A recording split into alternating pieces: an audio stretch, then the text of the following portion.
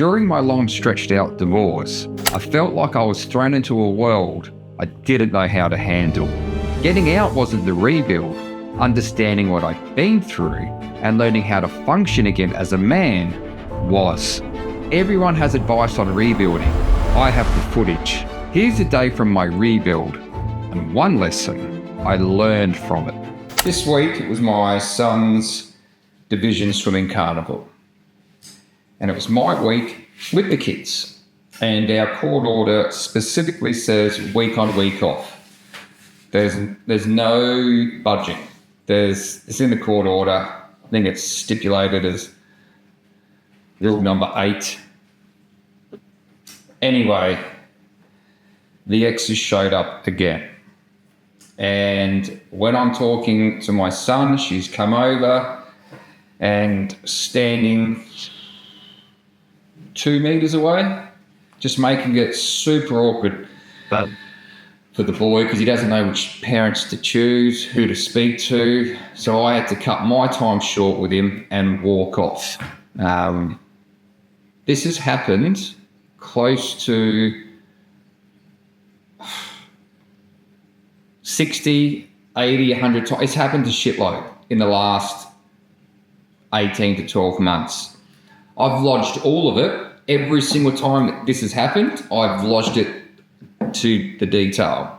The time, evidence. So when we go to court this last time, I'm prepared and I can show the pattern. That it was never me. Here's the pattern. I've written to her lawyers multiple times. She's had multiple different lawyers. All of them saying, this needs to stop, but it never stops. And the interesting part for me now is not what she does, it's what I do. Before, I would have flipped. I would have done something, I would have flipped. I would have told her exactly what I thought of her.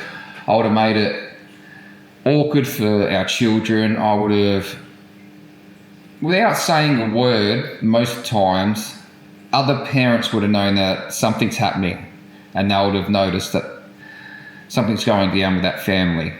You would have seen it on the child's faces. You would have seen it on her face because she would have been with this bewildered look like, oh my God, he's acting like this. What have I done? You know the play. That would have happened.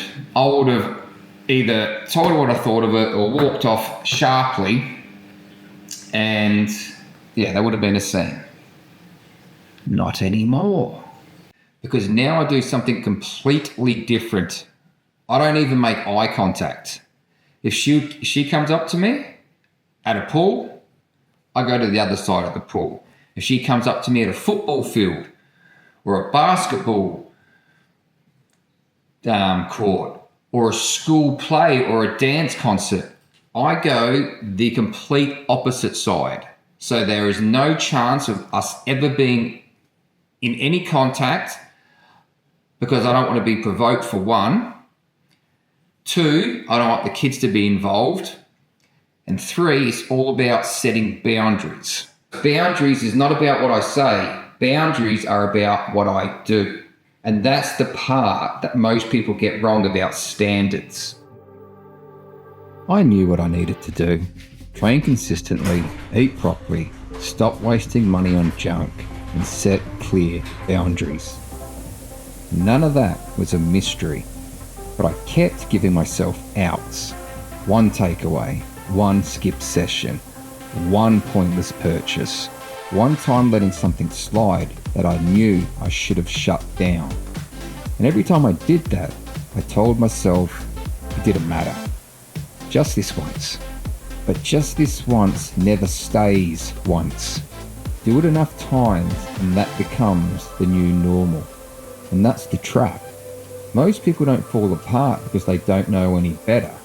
They fall apart because they keep giving themselves permission to drop the standards they already set. Most people don't have a knowledge problem, they have a discipline problem. I used to tell myself I was being realistic. I wasn't. I was lowering the bar so I wouldn't have to do the hard thing. And every time I lowered it, The next one was easier. Eventually, I stopped pretending I didn't know.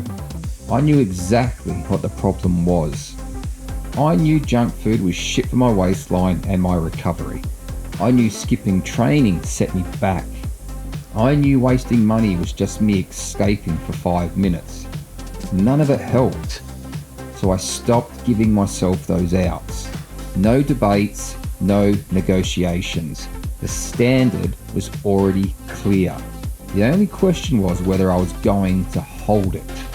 Every exception you allow teaches you your own rules don't matter.